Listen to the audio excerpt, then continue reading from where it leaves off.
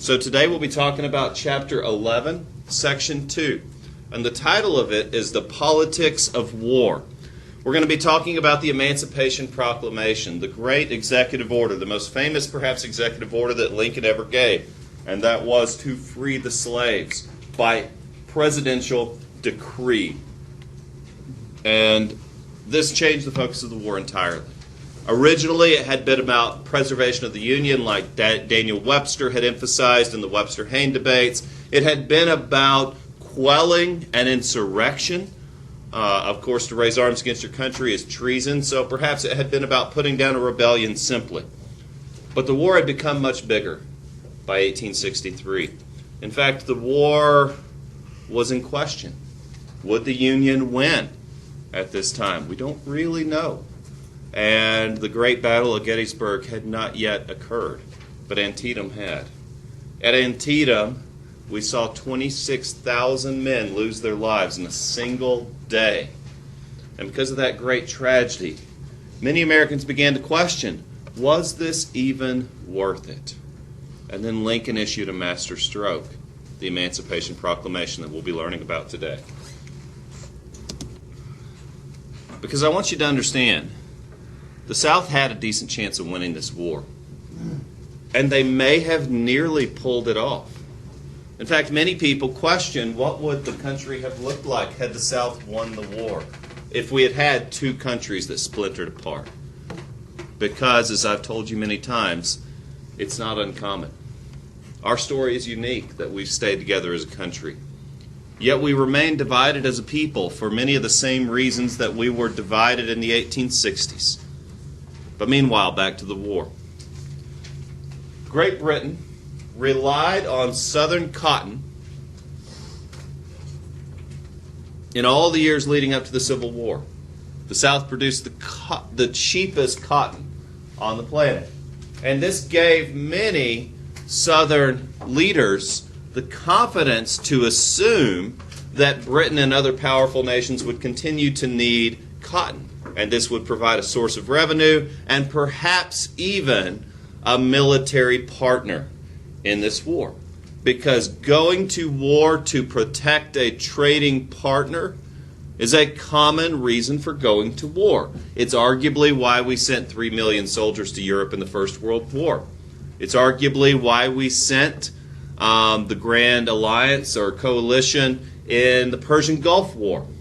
And it's arguably why we involve ourselves in many wars, to protect our business interest. And so the Confederacy had a good reason to hope that Great Britain would intercede on their behalf to protect their trading partner. However, Great Britain had found new sources of cotton. They realized they could live without Southern cotton. In fact, at the end of the war, the South's cotton production would no longer be the envy of the world. In fact, Great Britain was importing a lot of wheat and corn from the northern United States. And so they had a greater vested interest in seeing the Union succeed than they did in seeing the Confederacy maintain its cheap supply of cotton. Meanwhile, Confederate officials sent diplomats to Great Britain to negotiate a possible alliance under a flag of diplomacy with the invitation of the British government. The British were willing to entertain the possibility of an alliance with the Confederacy. And again, with the invitation of the British, aboard a ship with British support, they were on their way to Great Britain. Meanwhile, the U.S. Navy had a blockade around the entire Southeast, and the blockade intercepted this diplomatic ship and arrested these Confederate diplomats. This created a bit of a foreign policy crisis, because if you interfere with a sovereign nation's diplomatic prerogative, that can be considered an act of war. Because these Confederate diplomats had the formal invitation promising safe passage from Great Britain, they were arrested anyway, and as a result, Great Britain amassed 8,000 soldiers on the Canadian border with orders to prepare for an invasion of the United States.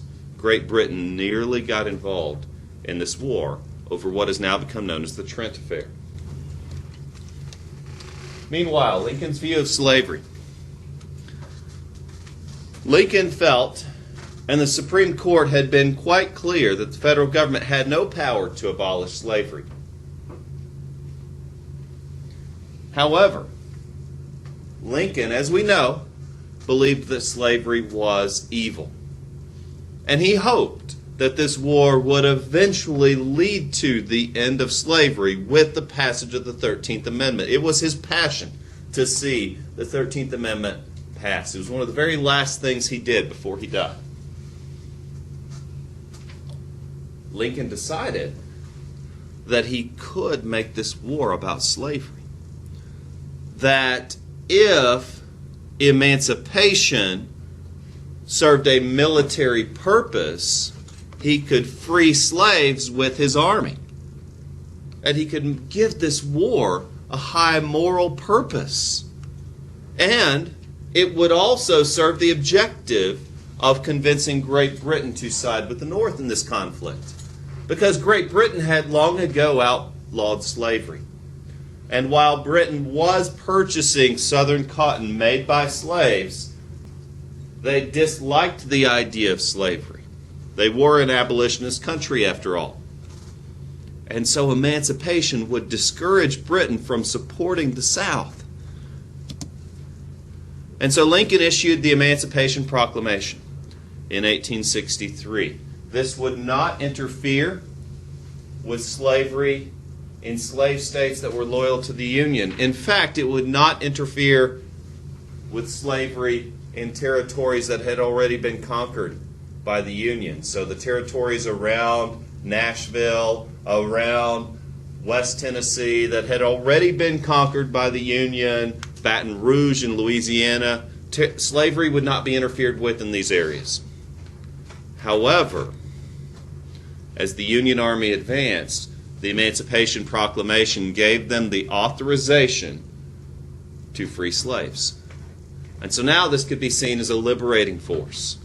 And now also, because of the Emancipation Proclamation, former slaves as well as African Americans could serve in the Union Army. And many, many did. By the end of 1862, the Civil War had raged across the U.S. for almost 2 years. From Fort Sumter, South Carolina, to Sharpsburg, Maryland, the war had taken its toll of lost lives, destroyed homes, and terrible devastation. On the home front, other problems had arisen. Northerners were beginning to lose faith in their government's ability to quell the rebellion. President Lincoln took action to strengthen the position of the Union.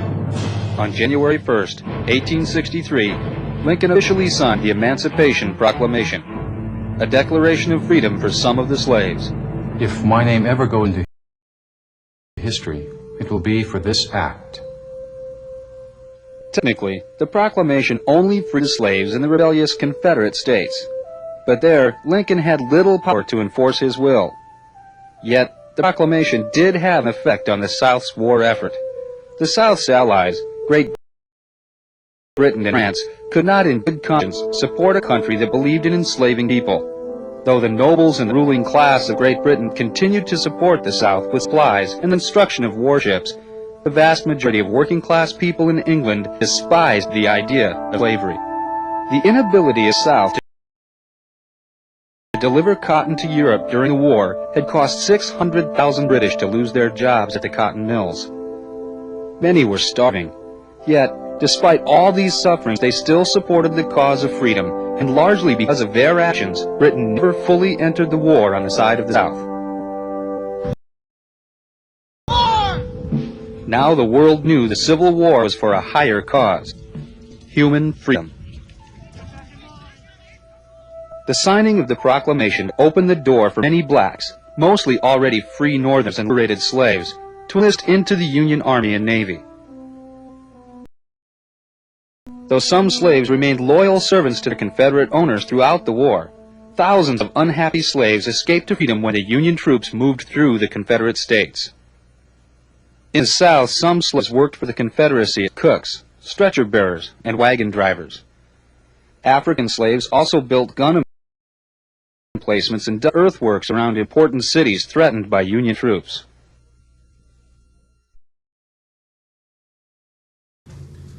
So, reactions to the proclamation. This is one of the most famous executive orders that the president has ever given, perhaps aside from ordering the invasion of the Confederacy. The proclamation gave the war a symbolic value. Many in the North were not willing to put their lives on the line to make stubborn South Carolina toe the line. I'm not sure I'd risk everything for angry redneck South Carolina, especially not after they behaved leading up to this war. However, the end of slavery, that's worth dying for. That's worth everything. I'd fight for that cause, without question. As would many. The end of slavery, that's a noble cause. That's one worth dying for. In fact, African Americans rushed to enlist in this now liberating force, because to them, this is personal. And now they're able to join the cause to fight against slavery. Think about it. Just a few decades before, blacks taking up arms against whites would have been called terrorism. Think of Nat Turner. Think of the Amistad. Think of John Brown. And now these people have the opportunity to end slavery, and yes, by violence, but with the expressed consent of the President of the United States. Northern Democrats claim this could prolong the war. In fact, antagonize the South. In fact, they are going to run against Abraham Lincoln in the 1864 election, promising to end the war immediately. And they come very close to winning that election. Because think about it. In 2003, people were writing country songs about the Iraq War, whiskey for our men, beer for our horses. In 2008, a president won the election on the promise to end the Iraq War. In 1860, people are throwing parades and celebrating the start of the war. In 1863, people are very unsure. The Confederacy realizes, if they hadn't already, that this war would lead to an end to their way of life. Compromise could no longer be possible. One side must absolutely defeat the other. Now, while we may think, theoretically, that defending your home would be a simple question, or while we may think theoretically that ending slavery would be a simple question and that everyone would be on board, it's not the case. Neither side was ever completely unified. Both sides faced divided loyalties.